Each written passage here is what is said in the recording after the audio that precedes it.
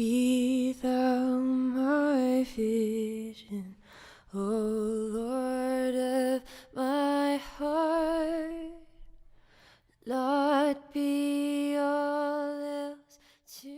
Tammy and I began this journey to restore this church 3.5 years ago, to bring a piece of Fredericksburg history and my family history back to life. By day or by night, waking or sleeping, thy presence my life. Family history was my personal motivation. Preserving this piece of Black history felt like my social obligation. But as time passed and our work progressed, so did my understanding of a sobering spiritual truth. Our research rearranged my perspective. My vision broadened. My mindset matured. What I discovered was that the history of Black residents in Fredericksburg spoke of a rural reality not taught in urban classrooms. The Christian Methodist Episcopal Church, which we are restoring, was built on Main Street, Fredericksburg in the mid-1880s.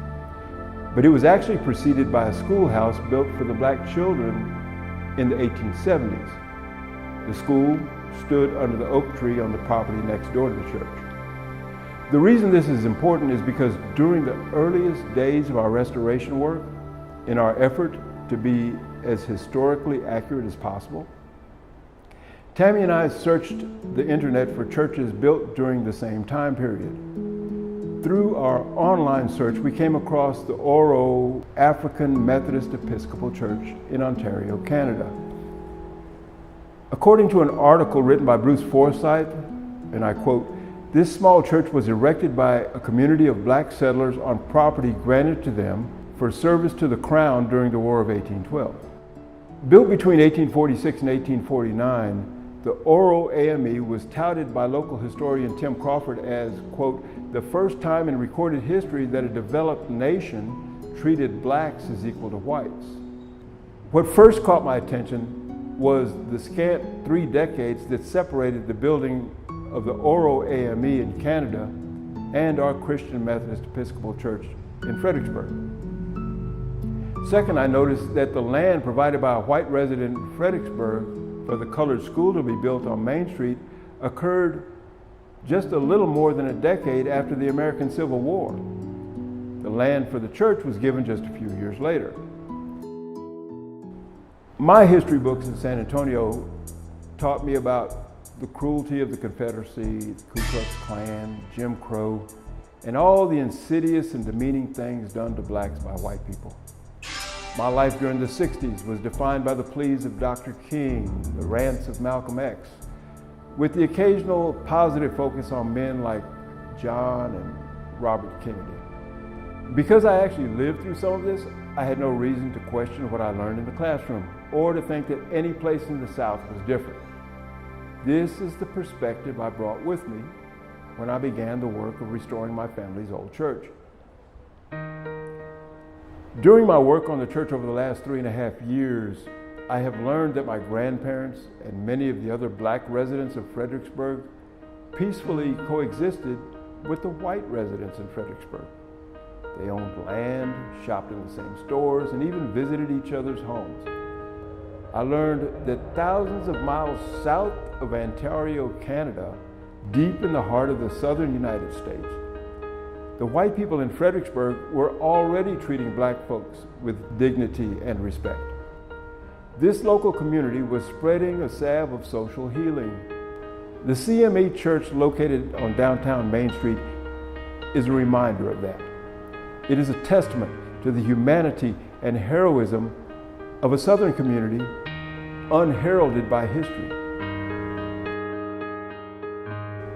So now, as Tammy and I work to restore this church, I have come to understand that it is about more than preserving the history of Black residents in Fredericksburg.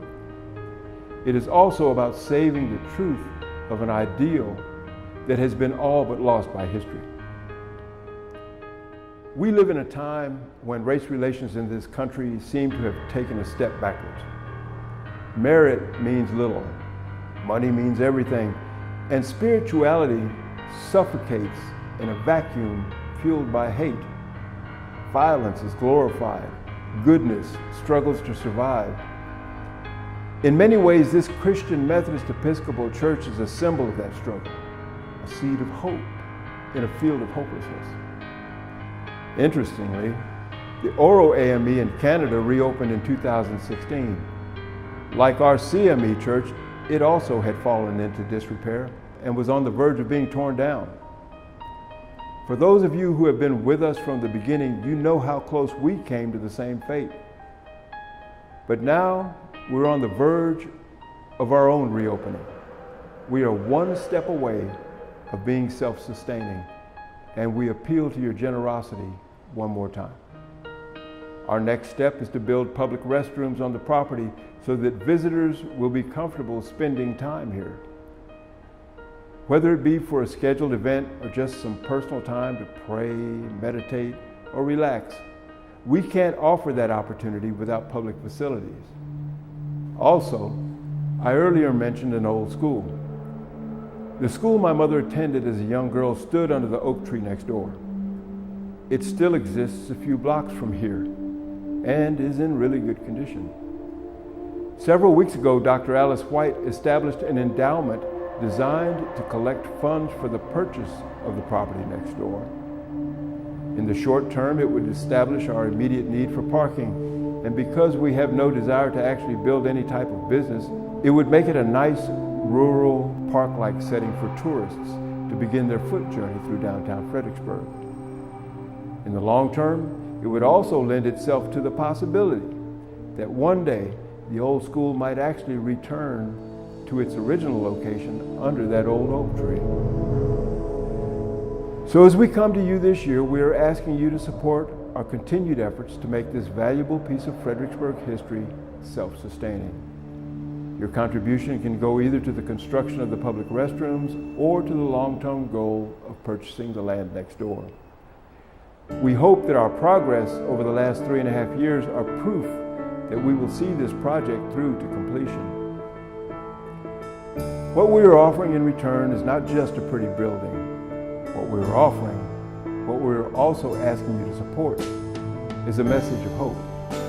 A seed which, if nurtured with care, will send a message to everyone who visits our church in Fredericksburg that our history, American history, Southern history, is not just filled with racism and hatred.